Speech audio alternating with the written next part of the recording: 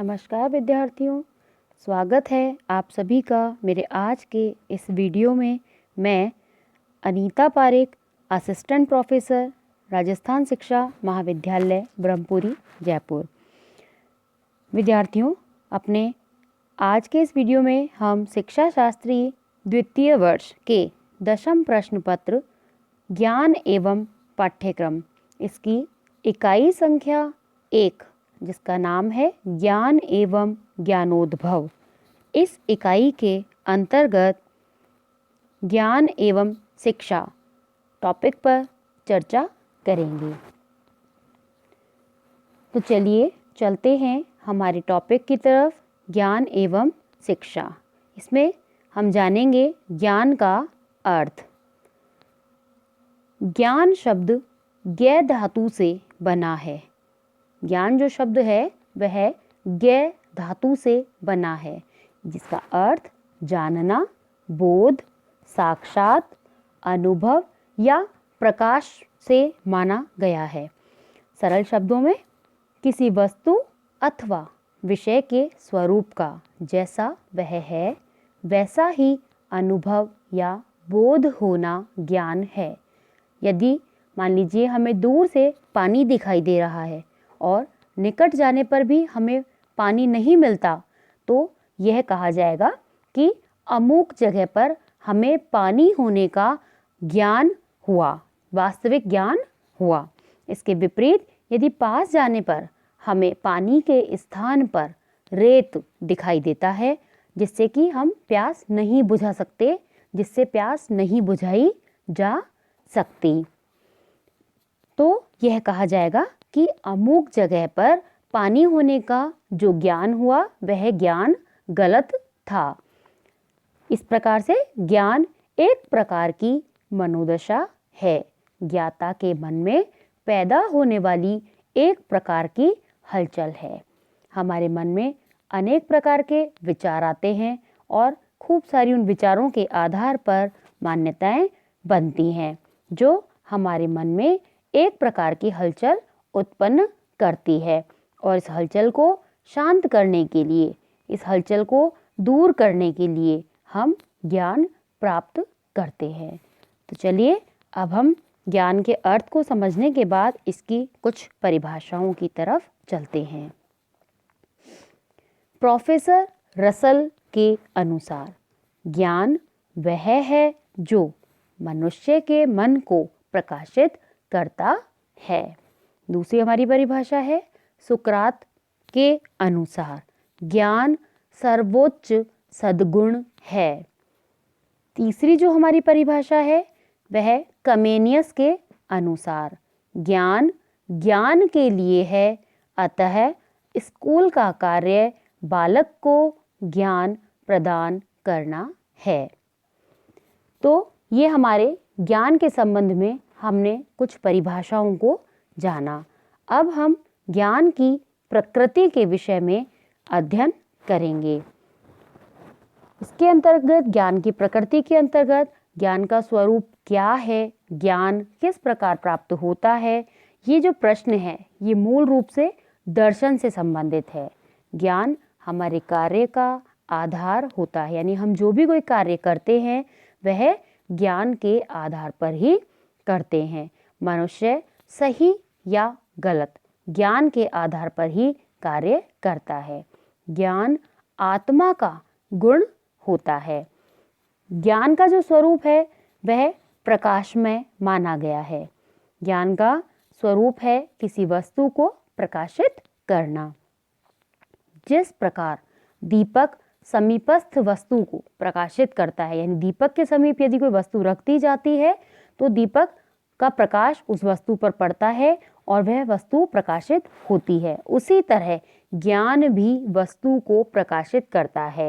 यानी ज्ञान भी, जिस व्यक्ति ने ज्ञान प्राप्त कर लिया उसके बौद्धिक प्रशिक्षण को बताने का कार्य ज्ञान करता है, यानी उस मनुष्य को प्रकाशित करता है। ज्ञान ऐसे विचारों के समूह को कहा जाता है जो कि चिंतन की विषय वस्तु की वास्तविक प्रकृति के अनुरूप हो। उदाहरण के लिए जब हम किसी ऐसे व्यक्ति को देखते हैं जो जगत की वास्तविक प्रकृति से परिचित है तो हम ये कहते हैं कि उसे जगत का ज्ञान है। दार्शनिक क्षेत्र में आत्मा, प्रकृति और ईश्वर की वास्तविक प्रकृति से परिचित व्यक्ति को ज्ञानी कहा जाता है। लेकिन ज्ञान का क्षेत्र दर्शन तक सीमित नहीं है। यद्यपि बहुत से दार्शनिकों ने जगत की विविध वस्तुओं के ज्ञान को अज्ञान कहकर संबोधित किया है। विभिन्न विज्ञान जगत की विभिन्न वस्तुओं, घटनाओं एवं जीवों के विषय में ऐसी जानकारी देते हैं जो उनकी यथार्थ प्रकृति के अनुरूप मानी जाती है। यह वैज्ञानिक ज्ञान है। ज्ञान की प्रकृति अज्ञान से उसकी तुलना से भी स्पष्ट होती है। जब कोई व्यक्ति जीव शास्त्र के नियमों को नहीं जानता तो हम यह कहते हैं कि जीव शास्त्र के विषय में वह व्यक्ति ज्ञान नहीं रखता। यहाँ पर ज्ञान से आशय जीवों के व्यवहार के सामान्य नियमों की जानकारी से है। दैनिक जीवन में जिस व्यक्ति को जिस बात का अनुभव होता है उसे उस संबंध में ज्ञान हुआ माना जाता है। ज्ञान से तात्पर्य अनुभव से है। अनुभव के बिना ज्ञान नहीं हो सकता। जब तक हम स्वयं किसी चीज़ का अनुभव नहीं करते हैं हम उस चीज़ के विषय में, उस वस्तु के विषय में ज्ञान प्राप्त नहीं कर सकते हैं। बालक के अनुभव का जैसे जैसे क्षेत्र बढ़ता जाता है उसका ज्ञान भी बढ़ता जाता है। ज्ञान के इस प्रकृति के विवेचन करने से हमें ज्ञान में कुछ तत्व हम सम्मिलित कर सकते हैं। ये तत्व निम्नलिखित है। पहला है ज्ञान विचारों के रूप में मन में रहता है। ये विचार ही संकल्प बनकर कार्य रूप में परिणत हो जाते हैं। यानी हमारे मन में जो विचार रहते हैं ये विचार ही संकल्प बनकर जो कार्य रूप लेते हैं वह हमारा ज्ञान होता है। दूसरा है ज्ञान की विषय वस्तु को वास्तविक प्रकृति के अनुरूप होना आवश्यक है, अन्यथा वे विचार ज्ञान ना कहे जाकर अज्ञान कहे जाएंगे। तीसरी हमारी है जब हम किसी विचार को ज्ञान कहते हैं तो हमें यह विश्वास होता है कि हमारा विचार यथा तथ्य है। ऐसा न होने पर उसे ज्ञान नहीं कहा जा सकता। हमारे पास यह पता लगाने का कोई साधन नहीं होता है कि हमारे विचार बाह्य वस्तुओं, घटनाओं, जीवों की यथार्थ प्रकृति के अनुरूप हैं या नहीं। किंतु जब हम किसी विचार को ज्ञान कहते हैं तो हमें यह विश्वास होता है कि हमारा जो विचार है वह यथा तथ्य है, यानी कि उसके लिए साक्ष्य तथ्य प्रमाण उपस्थित है। यदि ऐसा नहीं है तो वह ज्ञान नहीं कहा जा सकता, ज्ञान की श्रेणी में नहीं आता। ये हमने ज्ञान की प्रकृति के विषय में विवेचन किया, अध्ययन किया। अब हम अपने टॉपिक में आगे चलते हैं और ज्ञान के स्रोतों की बात करते हैं या ज्ञान की कसौटियों की बात करते हैं। ज्ञान हेतु निम्नलिखित स्रोत हैं। पहला है इंद्रिय अनुभव। मनुष्य ज्ञानेंद्रियों द्वारा ही विश्व की वस्तुओं के संपर्क में आता है। यानी हम किसी भी चीज़ का जो संपर्क प्राप्त करते हैं वह सबसे पहले हमारी इंद्रियों के माध्यम से करते हैं। जब कोई वस्तु हमारे संपर्क में आती है तो वह एक प्रकार की संवेदना को उत्पन्न करती है और ये जो संवेदना होती है यही संवेदना हमें उस वस्तु का ज्ञान प्रदान करती है। दूसरा हमारा है तर्क बुद्धि। तर्क एक मानसिक प्रक्रिया है। हमारा बहुत कुछ ज्ञान तर्क पर ही आधारित होता है। तर्क अनुभव पर ही कार्य करता है। यानी हम किसी विषय वस्तु पर तर्क करते हैं तो वहाँ हम हमारी बुद्धि का प्रयोग करते हैं और ये जो तर्क हम करते हैं यह हमारे ज्ञान पर आधारित होता है। यानी हमें उस वस्तु के विषय में कुछ ज्ञान प्राप्त है, हम पहले उस वस्तु के विषय में अनुभव प्राप्त कर चुके हैं, ज्ञान प्राप्त कर चुके हैं, तभी हम उस पर तर्क कर सकते हैं। तीसरा है अंतः प्रज्ञा। यह ज्ञान का प्रधान स्रोत है। अंतः प्रज्ञा से हमारा तात्पर्य किसी भी तथ्य को अपने मन में प्राप्त कर लेना है। यानी हमने जो भी ज्ञान प्राप्त किया, जो भी अनुभव हमने प्राप्त किया, वह हमारे मन में उपस्थित है या हमारे मन के अंतर्गत वह आत्मसात हो चुका है। नेक्स्ट है साक्ष्य। जब हम दूसरों के अनुभव तथा निरीक्षण पर आधारित ज्ञान को मान्यता देते हैं तो इसे साक्ष्य या प्रमाण कहते हैं। साक्ष्य में व्यक्ति स्वयं निरीक्षण नहीं करता, वह दूसरों के निरीक्षण पर ही तथ्य का ज्ञान प्राप्त करता है। ये हमने कुछ ज्ञान के स्रोतों के विषय में अध्ययन किया। अब हम ज्ञान और शिक्षा में क्या संबंध है, इस विषय पर चर्चा करेंगे। ज्ञान और शिक्षा में संबंध। ज्ञान और शिक्षा एक दूसरे के पूरक है। ज्ञान के बिना शिक्षा प्राप्त नहीं की जा सकती और शिक्षा के बिना ज्ञान अधूरा होता है। शिक्षा वह प्रक्रिया है जिसके द्वारा मानव मन, चेतना एवं आत्मा का उत्तम सर्वोत्कृष्ट विकास होता है। प्रायः जानने का अर्थ ज्ञान से लिया जाता है। ज्ञान हमारे कार्य का आधार है। मनुष्य ज्ञान के आधार पर ही सही अथवा गलत कार्य करता है। हम जीवन में ज्ञान तो प्राप्त करते हैं, बहुत से काम करते हैं, बहुत सी बातें जानते हैं, हमारे पास बहुत सी सूचनाएं एकत्रित होती है, यही सब ज्ञान है। हम ज्ञान को प्राप्त करने के लिए तरीके, उसके स्रोत और उसके प्रमाण का उपयोग हमारे दिन प्रतिदिन की जिंदगी में या जीवन में करते हैं। इन सभी के लिए शिक्षा का होना आवश्यक है। अतः इस तरह से स्पष्ट है कि ज्ञान और शिक्षा दोनों एक दूसरे के पूरक हैं। शिक्षा के अभाव में ज्ञान संभव नहीं है और ज्ञान के अभाव में शिक्षा प्राप्त करना संभव नहीं है। अब ज्ञान को प्राप्त करने के लिए कुछ शर्तें होती हैं। ज्ञान हेतु कुछ आवश्यक शर्तें होती हैं, हम उनके विषय में अध्ययन करेंगे।